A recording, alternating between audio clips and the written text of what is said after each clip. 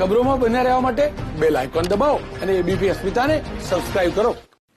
છોટાઉદેપુરના ગઢ ભીખાપુર ગામમાં એક ધાર્મિક કાર્યક્રમમાં ઉડેલા સોશિયલ ડિસ્ટન્સના ધજાગરા મામલે પણ એબીપી અસ્મિતાના અહેવાલ બાદ પ્રશાસને કાર્યવાહી કરી.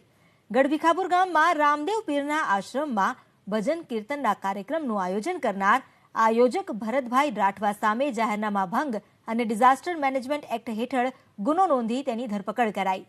કાર્યક્રમમાં માસ્ક વગર હાજર રહેલા લોકો પાસેથી 10,000 રૂપિયાના દંડની વસૂલાત કરવામાં આવી. કોરોનાના કાળમાં ભજન કીર્તનના કાર્યક્રમમાં સેંકડો લોકો હાજર રહેતા સોશિયલ ડિસ્ટન્સનો સત્યાનાશ થયો હતો. તો મોટી સંખ્યામાં લોકો માસ્ક વિના કાર્યક્રમમાં હાજર જોવા મળ્યા હતા.